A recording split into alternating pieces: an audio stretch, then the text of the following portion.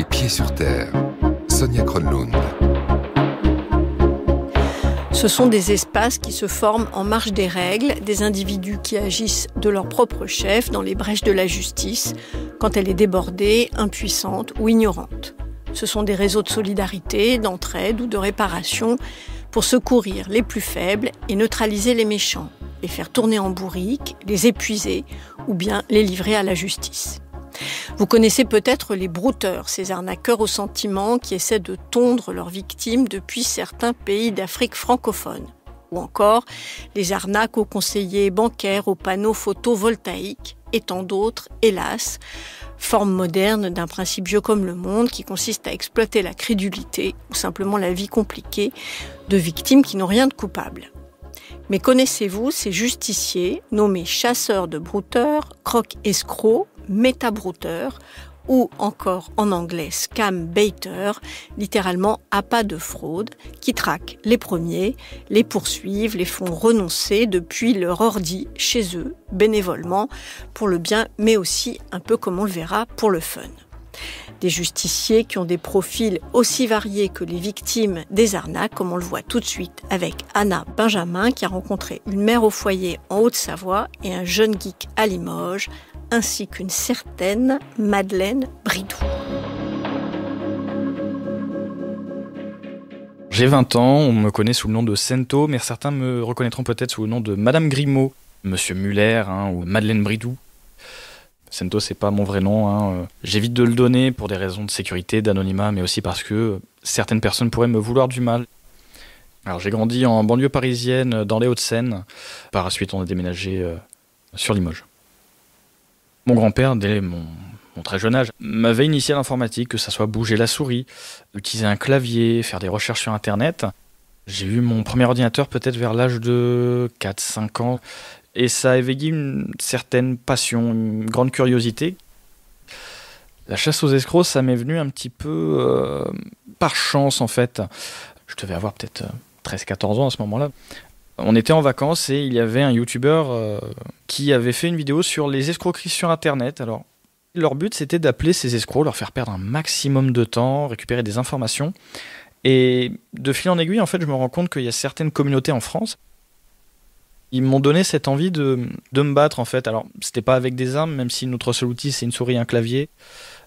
J'ai franchi le pas. On était fin d'année 2017, début 2018. Je commence à faire mes premières vidéos, à appeler mes premiers arnaqueurs. Il n'y a pas de formation en espionnage de communication d'arnaqueurs. Ça n'existe pas. J'ai appris sur le tas. La première fois que j'ai piégé un escroc, c'était horrible. Je me suis fait ridiculiser. L'arnaqueur m'a vite mis au pied du mur. Il m'a fait comprendre que ce que je faisais ne servait à rien. Mais j'étais plutôt content. Je m'étais dit, au moins lui, il a compris que je serais sur son dos. Et c'était le cas pendant plusieurs mois, peut-être même 2 ans.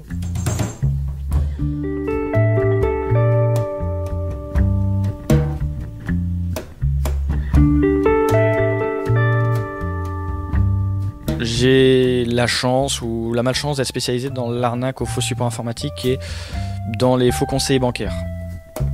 Alors mon emploi du temps, il est très très simple. Je dors, je mange, je m'occupe des arnaqueurs. C'est pas compliqué. Ma première technique pour piéger les arnaqueurs, c'est dans un premier temps de me faire passer pour une personne vulnérable. Une personne fragile, faible. Elle n'a aucune connaissance technique. On imagine qu'elle a mis de l'argent de côté toute sa vie. Et là, ce qui est intéressant, c'est qu'on peut jouer le rôle de cette personne en prétextant des problèmes de mémoire. Le but étant de leur faire croire une histoire qui est crédible tout du long. On a des outils qui fonctionnent avec de l'intelligence artificielle qui permettent de cloner des voix. On peut se faire passer pour une femme, pour un grand-père, pour un enfant. Il y a tout un tas de rôles qui sont possibles et imaginables avec cette technologie. J'ai un personnage fétiche, c'est Madeleine. Alors Madeleine Bridou, qui est un personnage un petit peu étrange, mais très attachante. C'est un robot qui, concrètement, va orienter l'arnaqueur dans une discussion qui n'a aucun sens. L'idée étant de bloquer l'entièreté d'un centre d'appel avec que des robots, leur faisant perdre du temps. Et eux, ils se rendent compte qu'au bout de 10-15 minutes, mais entre-temps, il y a beaucoup de gens qui se feront pas arnaquer par eux. On va faire écouter un petit passage de notre chère Madeleine. Oui, bonjour, c'est Madeleine. Juste Madeleine. Je suis désolée, je vous entends à peine.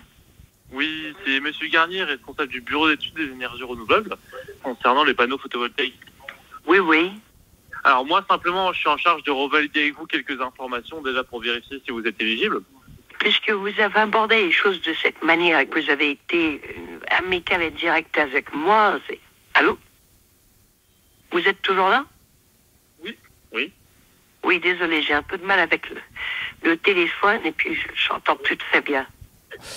Madeleine, c'est moi avec un changeur de voix et ça a l'air de très très bien fonctionner. La preuve, ils comprenaient pas vraiment ce qui se passait les deux. Les personnes que l'on a entendues sont des arnaqueurs au renouvellement énergétique. Ils font croire que les gens bénéficient d'aides de l'État pour des panneaux photovoltaïques, pour des régulateurs au niveau des chauffages, alors que rien de tout ça n'existe. Alors Madeleine, étant ce qu'elle est, un robot qui n'est pas capable de tenir en boucle un propos cohérent, ça finit très très mal. En règle générale, les arnaqueurs en ont très vite marre et ils commencent à l'insulter très très rapidement. Oui, désolé, vous disiez? Ça va, grosse salope? Vous savez, avec la situation financière mondiale telle qu'elle est, nous n'avons pas le droit de dépenser autant que ce que nous faisons. Voilà. Démoraliser un arnaqueur, c'est quelque chose de très marrant. C'est quand il a son premier appel avec nous et qu'au bout de 40-50 appels après, il est complètement dépité. C'est très marrant. Alors, il y en a une, elle a plié très très vite. En l'espace d'une semaine, elle a vite abandonné. Elle nous gueulait dessus au téléphone. C'était infernal pour elle. On a plusieurs choses. Aider les gens, c'est bien, mais rendre fou les arnaqueurs, quitte à les faire quitter leur travail, ça c'est un délice. Quand on les entend s'énerver, c'est un plaisir. Mon but, c'est principalement de leur faire perdre du temps, mais aussi de récupérer des informations. Que ça soit les informations bancaires, si on coupe leur compte, ils n'ont plus d'argent. Mais sinon, le plus important, c'est de récupérer l'accès à l'ordinateur de l'arnaqueur et, à partir de là, empêcher que d'autres gens se fassent avoir. En prévenant les gens ne seront pas à voir. Il y a un terme en anglais pour ce qu'on fait, c'est le scam baiting. Alors moi, je le traduis par appâteur d'arnaqueur. Ce qui est bien, c'est que ça rime. En français, on en a un autre, je le trouve un peu moche, c'est croque-escroc. Ce qui m'avait plu au départ, c'était le fait de... Il n'y a pas d'autre terme, d'emmerder des arnaqueurs, c'était marrant. Au final, ça a très vite changé. Quand je me suis rendu compte que certains faisaient énormément d'argent, on parle de millions en une année, et qu'on se rend compte qu'il y a des gens, des vies humaines derrière, c'est plus drôle du tout.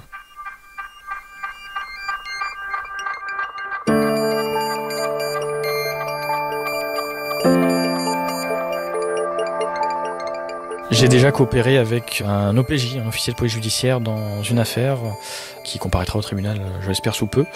C'était sur une escroquerie au faux support informatique, plus d'1,2 million d'euros de détournés, un réseau international qui s'étend jusqu'à Israël, Canada, France, Belgique, Tunisie, c'est un réseau très très bien opéré.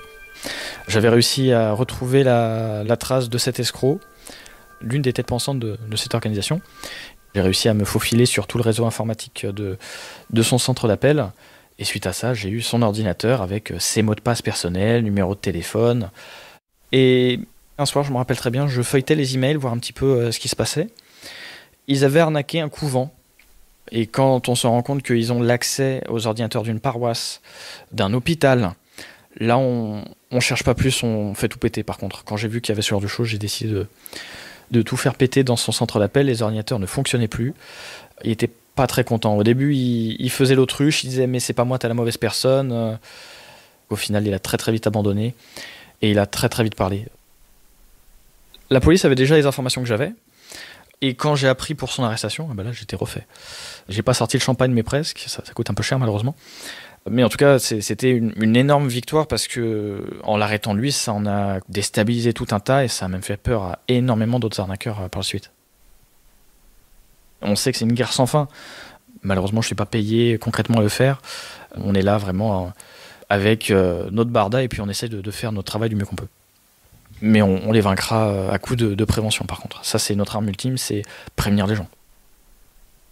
La reconnaissance des gens, je pense que ça vaut tout l'or du monde. Un merci, c'est très bien. Donc peut-être qu'on n'en vit pas de ce métier, mais moi, c'est pas ce qui m'importe. Je veux pas vivre de ça. Moi, je veux juste avoir un remerciement, entendre le sourire des gens.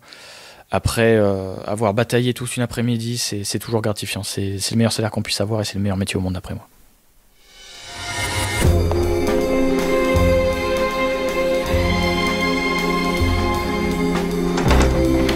France Culture, les pieds sur terre.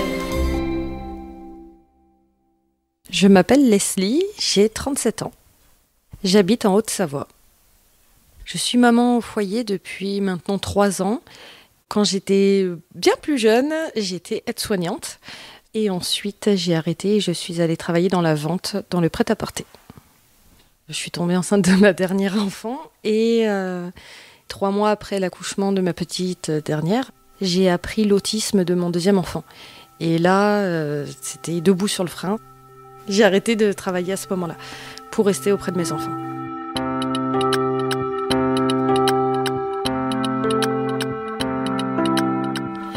J'ai découvert la chasse aux escrocs pendant le confinement. J'ai reçu un SMS sur mon WhatsApp personnel d'un numéro que je ne connaissais pas. J'ai jamais effacé ce message car c'est mon point de départ. Ça a été le début de tout. Donc le message que j'ai reçu, c'était un coucou. Et j'ai répondu, coucou, c'est qui ? La personne m'a répondu, c'est quoi votre prénom ? Après, je me présente et je vous envoie quelques photos de moi. C'est à ce moment-là que j'ai fait une recherche sur Google, que j'ai compris que c'était un brouteur. Et j'ai répondu, Godefroy de Montmirail. Elle m'a répondu, moi je m'appelle Sandrine Lévesque de Sainte-Maxime dans le département du Var. Et je lui ai répondu, mon écuyer s'appelle Jacouille. Et vu qu'elle m'avait envoyé une photo d'elle, soi-disant d'elle, j'ai répondu, morte couille, t'es ma petite fillotte. L'objectif, c'était vraiment de me faire rire moi-même. C'est tout. J'avais compris que c'était un escroc et j'avais juste envie de raconter des bêtises à ce moment-là, c'est tout. Un brouteur, c'est une personne qui généralement se trouve en Afrique subsaharienne, qui usurpe une identité dans le but de créer une relation virtuelle avec vous pour vous soutirer de l'argent. Il pourra se faire passer pour une personne lambda. Il peut aussi se faire passer pour une star. Vous pouvez avoir un Kenji Girac, Patrick Bruel, Julien Doré qui vous écrivent, ou alors se faire passer pour une escort girl qui est prête à échanger des photos intimes avec vous. Brouteur, ça vient de l'image un peu du mouton qu'on va mettre dans le champ, qui va brouter l'herbe facilement. Un brouteur, c'est pareil, il va juste se mettre sur son téléphone et aller récupérer de l'argent en arnaquant les gens un peu facilement. Après avoir reçu ce message, je suis allée sur Facebook et j'ai vu qu'il y avait des groupes dédiés pour ça, avec des croque-escrocs, comme on appelle ça, des gens qui piégeaient les brouteurs en leur racontant tout et n'importe quoi. Alors j'ai commencé à d'abord les lire, à voir comment ils procédaient. J'ai vu qu'il fallait créer un faux compte, donc c'est ce que j'ai fait. J'ai d'abord commencé en créant un faux compte sur Instagram, parce que j'avais repéré que sur Instagram, il y avait énormément de brouteurs. Et je suis allée suivre des pages d'artistes, des pages aussi dédiées au jardinage, des pages dédiées aux célibataires. Et à ce moment-là, les brouteurs sont venus tout seuls. J'ai le profil qu'ils veulent, le célibataire endurci, et je fais en sorte qu'on ait cette espèce de relation virtuelle qui s'installe pour qu'il me demande de l'argent pour X raisons. Sa carte bancaire est bloquée, il a besoin de débloquer un héritage auprès d'un notaire et donc il a besoin d'une somme d'argent à avancer. Il y aura toujours une excuse en fait pour demander de l'argent.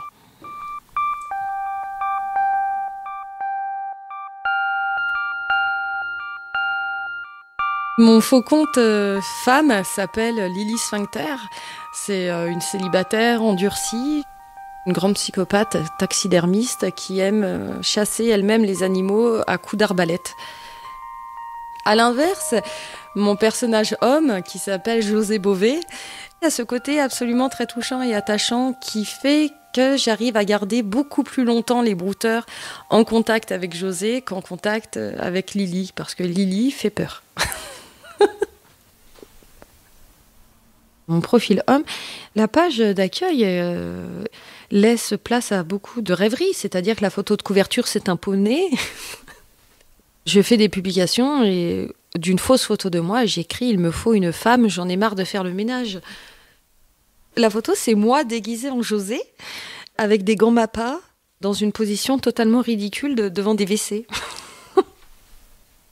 Donc je montre un côté tellement macho, horrible, ce que je veux dire, c'est sexiste au possible, mais j'ai quand même des brouteurs en dessous qui commentent en me disant écris-moi, salut, comment tu vas ? Bah oui, j'arrive, contacte-moi sur Messenger. Dès que je recevais un message d'un brouteur, je répondais. Je respectais toujours la phase de mise en confiance, en disant des choses fausses, évidemment, pour qu'ils pensent vraiment que je suis une victime. Progressivement, je commence à leur faire comprendre que soit Lily, soit José est ultra riche. Et généralement, du moment où ils me demandent de l'argent, c'est à partir de là où je commence à les mener en bateau. Je leur fais croire que j'achète les coupons PCS qu'ils me demandent. Alors, les coupons PCS, c'est des coupons qui permettent d'envoyer de l'argent à une personne sans passer par le système bancaire. C'est de l'argent qui est intraçable. C'est-à-dire que le brouteur de l'autre côté aura une carte PCS Mastercard et avec le code qu'il y aura sur le ticket PCS que moi j'aurai acheté, en lui donnant ce code, il pourra encaisser l'argent que j'ai acheté au kiosque à tabac. Et j'envoie généralement soit des photos floues, soit j'envoie les photos du faux coupon avec à la place du code, il y a écrit n'importe quoi. Je les mène en bateau. À force de croquer des escrocs et de publier mes dialogues avec les brouteurs sur des groupes dédiés sur Facebook, je suis passée à l'administration de ces groupes et là, j'ai découvert l'envers du décor. J'ai découvert en fait les vraies victimes, les proches de victimes qui viennent nous contacter pour chercher de l'aide, pour savoir comment faire ou autre. Et à ce moment-là, le côté marrant que je voyais juste au début est devenu un peu moins marrant quand j'ai vu les dégâts que ça faisait. Je me souviens d'une dame qui parlait depuis très longtemps avec les brouteurs. Elle s'appelait Jacqueline. Ça a été la douche froide pour moi et aussi pour elle, parce qu'elle est tombée vraiment des nues. Elle pensait vraiment avoir affaire. Il s'appelait Pierre Dupont. Elle pensait vraiment avoir rencontré un homme merveilleux qui travaillait dans les métaux précieux. Et en fin de compte, ça a été très dur parce qu'elle a pleuré au téléphone. Quand elle s'est rendue compte, déjà, premièrement, que Pierre Dupont n'existait pas. Qu'en plus de ça, tout l'argent qu'elle avait donné, c'était un escroc. Et qu'elle se retrouvait à nouveau seule. Ça a été dur pour elle. Et c'est une personne que j'ai continué à appeler pour pas la lâcher, pour l'aider à aller mieux. C'est quelqu'un que j'ai appelé quasiment tous les jours, oui.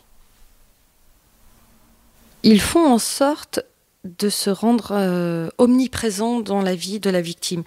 Ils vont la bombarder d'attention et de messages. Du moment où la victime va répondre à un message, ils vont lui demander comment elle va, il va commencer à me dire des petits mots doux, ils vont lui écrire, se soucier d'elle, lui demander tous les jours comment elle va, si elle a bien mangé, si elle a bien dormi. La personne, elle se couche en ayant un message du brouteur et elle se lève en ayant un message du brouteur. L'arnaque au sentiment, c'est vraiment de créer une relation amoureuse virtuelle. La personne va penser réellement qu'elle est en relation amoureuse avec quelqu'un. On va se projeter dans le futur, faire des projets ensemble, comme le ferait un couple dans la vie de tous les jours.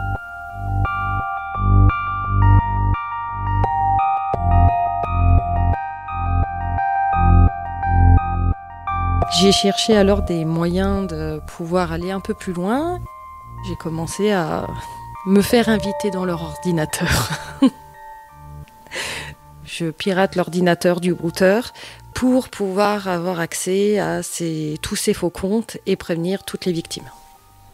Prendre le contrôle d'un ordinateur d'un brouteur, c'est absolument pas légal. Mais si on veut pouvoir les freiner, on est obligé de passer par ces techniques-là. Si on reste dans la légalité, on peut rien faire. Mais je m'en sers pas pour voler, moi. Je m'en sers justement pour empêcher les gens de voler. J'ai appris toute seule. Bon, j'avais déjà des connaissances en informatique, parce que c'est quelque chose qui m'a toujours intéressée. J'ai bidouillé un peu toute seule de mon côté au début, puis après, on a peaufiné, et maintenant, tout est rodé, quoi. Je fais ça généralement les lundis et vendredis, quand j'ai plus de temps, pendant la sieste des enfants et le soir. À peu près 20 heures par semaine, ouais. Mais quand on me demande ce que je fais dans la vie, je réponds que je suis maman au foyer. Je ne vis pas de cette activité. J'aimerais, honnêtement, pouvoir en vivre, mais je n'en vis pas. J'ai commencé à faire des lives sur Twitch et TikTok pour montrer comment se passaient de A à Z les arnaques au sentiment. Sur les réseaux, je suis essentiellement connue sous le nom de « Arnaque-moi si tu peux ». Je perçois une petite somme par la plateforme de Twitch, mais ce n'est clairement pas assez pour me faire vivre ou faire vivre mes enfants.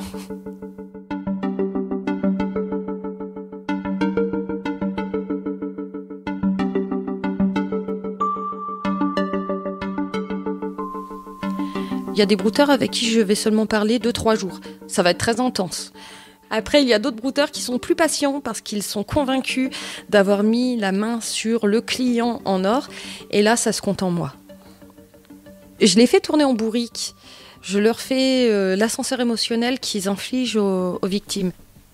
Mon but, c'est vraiment de leur faire perdre un temps au maximum. Le temps qu'ils vont passer focalisé sur moi, c'est du temps qu'ils ne vont pas pouvoir passer sur une vraie victime. Et aussi, qu'ils se disent, bon, ça demande trop d'implication, ça ne paye pas assez. Si je vois que ça ne le dégoûte pas, à ce moment-là, je lui fais peur. En Côte d'Ivoire, il existe une plateforme qui s'appelle la PLCC, qui est la plateforme de lutte contre la cybercriminalité. Cette plateforme, quand elle recherche quelqu'un ou qu'elle arrête quelqu'un, elle a des visuels très spécifiques d'avis de recherche ou autre. Généralement, moi, je prends la photo du brouteur et je la colle sur un avis de recherche et je lui envoie. Généralement, ça leur fait tellement peur, j'ai plus de nouvelles derrière. Par exemple, Marir, c'est un brouteur à qui j'ai fait vivre tellement d'aventures que même lui avait peur pour moi. J'avais dit à Marir que j'avais gagné un voyage en Côte d'Ivoire. Donc il m'a dit, je vais te conseiller un guide en Côte d'Ivoire, il s'appelle Monsieur Frédéric. Monsieur Frédéric, c'était ni plus ni moins mon brouteur, Marir, qui me donnait son numéro ivoirien. Et il m'a appelé en vidéo pour me montrer son visage. Donc moi, je me suis mise une fausse barbe, des lunettes et une perruque pour lui faire croire que j'étais José. Il devait m'accueillir à l'aéroport d'Abidjan. Sauf que José n'est pas parti à Abidjan. On lui a fait croire qu'arrivé à l'aéroport d'Abidjan, José était parti avec le mauvais guide et qu'on avait donné tous les cadeaux et tout l'argent au mauvais guide. Et lors de l'appel vidéo que j'avais passé avec Monsieur Frédéric, on avait fait une capture d'écran pour avoir son visage et on a collé son visage sur un avis de recherche de la PLCC. Je lui ai envoyé en lui disant « La police m'a envoyé ça. Apparemment, Monsieur Frédéric, c'est un escroc en Côte d'Ivoire. » Et mon brouteur a tellement eu peur, je n'ai plus jamais eu de nouvelles de lui. Il a désactivé l'intégralité de ses comptes et même son numéro de téléphone. Quand je les piège, ça me fait un bien fou. Ça me fait un bien fou de les entendre galérer, s'énerver, hurler dessus de désespoir. En fin de compte, ils sont à bout de nerfs, ils n'en peuvent plus. Et ça me fait tellement plaisir. Parce qu'en fin de compte, combien de victimes vivent ça, ressentent la même chose et ont envie de péter un plomb parce qu'en fin de compte, elles sont manipulées. Et les brouteurs, eux, rigolent du désespoir des victimes. Et là, c'est l'inverse. Il y a une grosse dimension amusement. D'ailleurs, beaucoup de victimes qui me suivent apprécient parce que j'arrive à dédramatiser le côté escroquerie et elles arrivent à en rire. Elles se sentent un peu vengées, ça leur fait du bien au moral. C'est tellement dur de se sentir trahi, d'avoir été volé, que je pense qu'il faut tourner ça un peu plus à la rigolade et puis apporter un peu plus de légèreté pour arriver à sensibiliser les gens et à faire de la prévention. Généralement, c'est surtout les victimes ou les proches de victimes qui me contactent. Quand on s'attaque aux victimes, qu'on se permet de dire « Non mais il faut vraiment être stupide pour se faire avoir en 2024, il faut vraiment être naïf », je ne suis plus aussi souriante et sympathique que les gens peuvent voir habituellement. Je sors vraiment les crocs. Je ne supporte pas le jugement facile. Une victime, ça peut être n'importe qui va avoir le moindre choc émotionnel, psychologique. Une séparation, un deuil. Et ces personnes-là vont baisser la garde. C'est pas une question de stupidité, c'est juste une question de faiblesse morale. À un moment précis dans leur vie, c'est tout.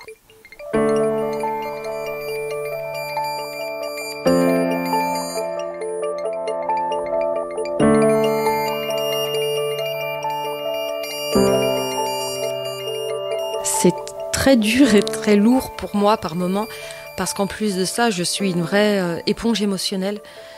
Il y a des fois où je suis obligée de faire des pauses, parce que j'en ai besoin pour moi-même, parce que je suis maman, j'ai besoin de me recentrer sur moi, et j'ai des histoires qui sont tellement tristes, qui sont tellement dures.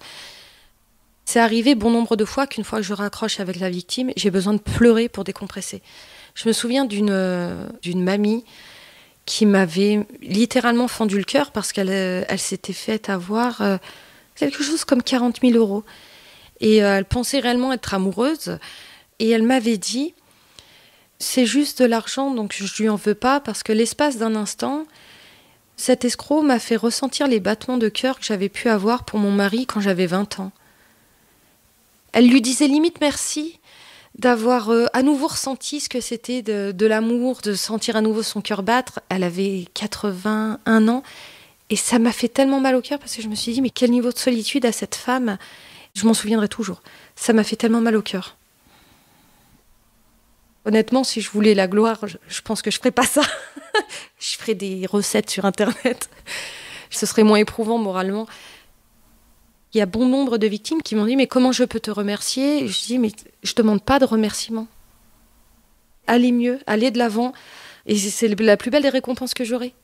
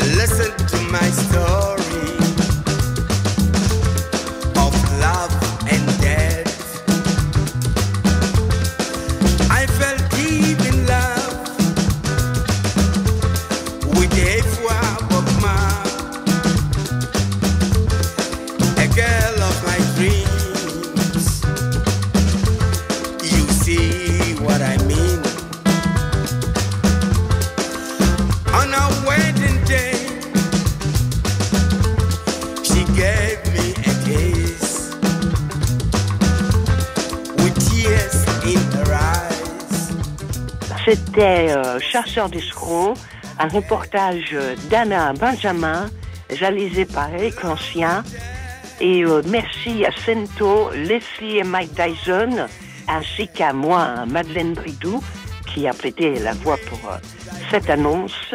L'attaché de production des Pieds sur Terre, Valentin Rémy, et notre stagiaire, Nour Mohamedi.